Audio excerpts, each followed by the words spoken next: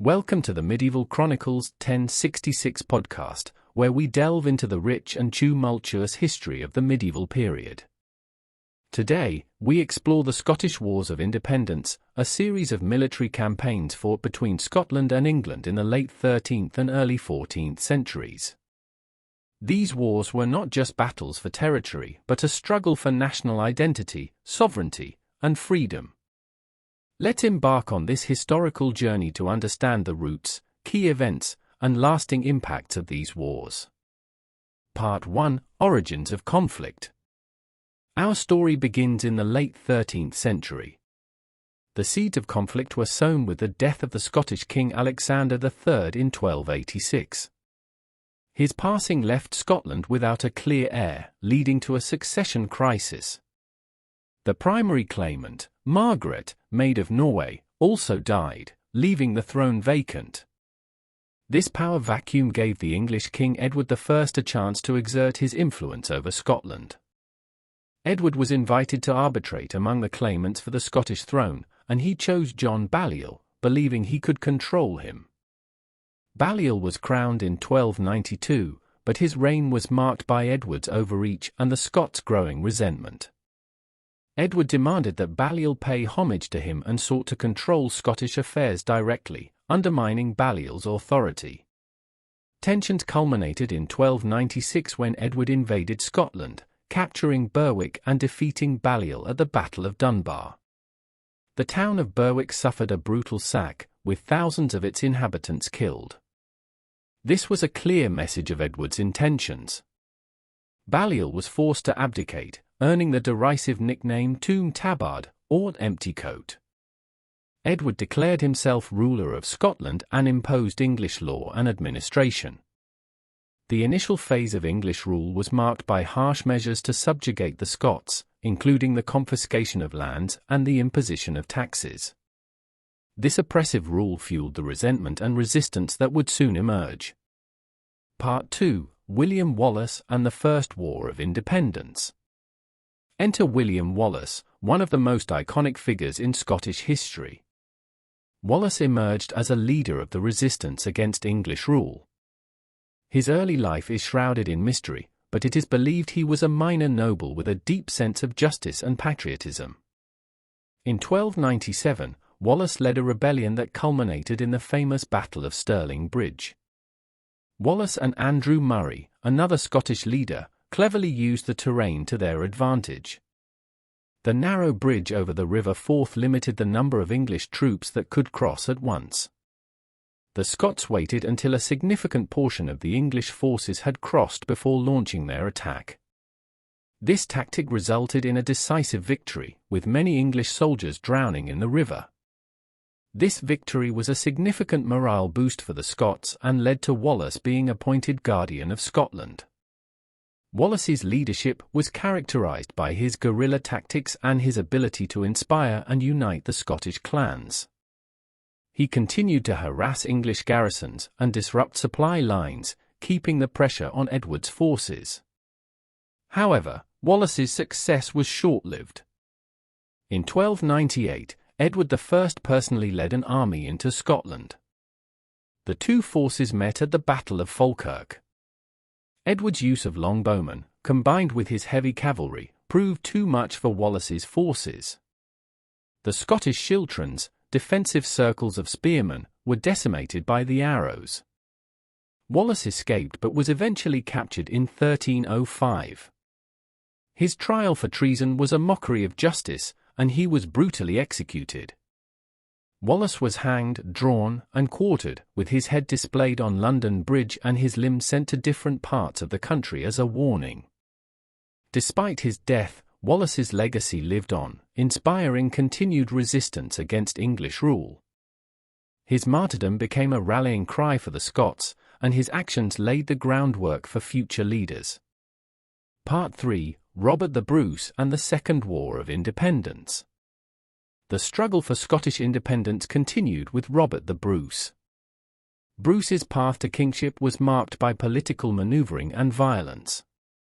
In 1306, he murdered his rival John Comyn in a church in Dumfries, a sacrilegious act that shocked many but also demonstrated Bruce's determination to claim the throne. Bruce was crowned King of Scots shortly after, but his early reign was fraught with challenges. Bruce suffered several defeats and had to flee, living as an outlaw. His early campaigns were marked by setbacks, and he was excommunicated for the murder of Comyn. However, Bruce's fortunes changed in 1307 with the death of Edward I. Edward's successor, Edward II, lacked his father's military acumen and focus. Bruce seized this opportunity, waging a guerrilla war that gradually reclaimed Scottish territories. He used hit-and-run tactics, attacking isolated English garrisons and avoiding large-scale confrontations. Bruce's resilience and strategic acumen began to turn the tide. The climax of Bruce's campaign came in 1314 at the Battle of Bannockburn. Against overwhelming odds, Bruce's forces decisively defeated the English army. The battle took place near Stirling, and Bruce's tactical genius played a crucial role. He chose the battleground carefully, using the natural terrain to his advantage. The Scots formed schiltrons that held firm against the English cavalry. Bruce's victory at Bannockburn solidified his control over Scotland and marked a turning point in the wars. It was not just a military triumph, but also a significant psychological victory, boosting Scottish morale and weakening English resolve. The victory demonstrated that the Scots could stand against the might of England and win. Bruce continued to consolidate his power, systematically dismantling English-held castles and fortifications. He also worked to gain diplomatic recognition of his kingship, sending envoys to European courts and negotiating alliances. Part 4: Treaty of Edinburgh-Northampton. Despite the victory at Bannockburn, the struggle for recognition continued. The Scots faced intermittent English invasions, and Bruce worked tirelessly to secure diplomatic recognition of Scottish independence. In 1320, Scottish nobles sent the Declaration of Arbroath to Pope John XXI, asserting Scotland's right to self-determination. The declaration famously stated that the Scots would never submit to English rule and would choose death over enslavement. This document is a cornerstone of Scottish identity and political thought. The Declaration of Arbroath is a powerful testament to the Scots' determination and their appeal to a higher authority for justice. It emphasized that the king's legitimacy depended on his ability to protect the people's freedom and rights. The declaration also highlighted the unity of the Scottish nobles in their support for Bruce. Finally, in 1328, the Treaty of Edinburgh-Northampton was signed, recognizing Scotland's independence and Bruce as its king. This treaty marked the end of the First War of Scottish Independence.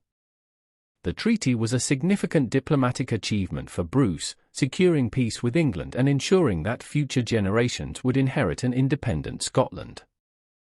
The treaty stipulated that Edward III of England renounce all claims to overlordship of Scotland and recognize Robert the Bruce as the rightful king. It also arranged for the marriage of Bruce's son, David, to Edward's sister, Joan, further solidifying the peace between the two nations. Part 5: Aftermath and Legacy. The end of the wars did not bring immediate peace. Robert the Bruce died in 1329, and his son David too inherited the throne. David was only 5 years old at the time, leading to a period of regency. The Second War of Independence began in 1332 when Edward Balliol, supported by the English, attempted to claim the Scottish throne. Balliol, the son of the former King John Balliol, sought to exploit the power vacuum and the divisions among the Scottish nobility. Despite several battles and ongoing conflicts, the Scots maintained their independence. David too faced numerous challenges during his reign, including being captured by the English in 1346 and held for 11 years. His release was negotiated, but the struggle for power and influence continued. The legacy of the Scottish Wars of Independence is profound.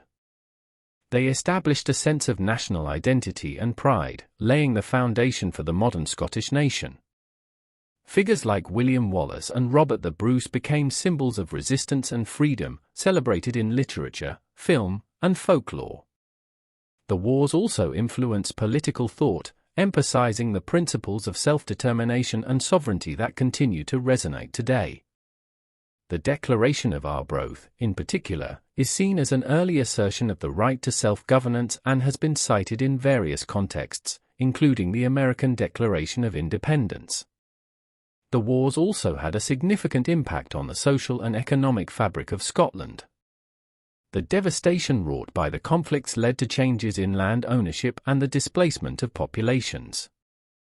However, the resilience of the Scottish people and their ability to rebuild and adapt is a testament to their enduring spirit. Culturally, the wars left an indelible mark on Scottish identity. The stories of heroism, sacrifice, and determination have been passed down through generations, shaping the national consciousness. Monuments, literature, and festivals commemorate the key figures and events of this period, keeping the memory of the struggle for independence alive. Conclusion. The Scottish Wars of Independence were a pivotal period in medieval history, shaping the destiny of Scotland and influencing the broader political landscape of the British Isles. These wars were marked by incredible bravery, strategic genius, and an unwavering desire for freedom. As we reflect on this era, we see the enduring impact of the struggle for independence on Scottish culture and identity. Thank you for joining us on this journey through the Scottish Wars of Independence. If you enjoyed this episode, please subscribe to our podcast and our YouTube channel, Medieval Chronicles 1066. Stay tuned for more deep dives into medieval history.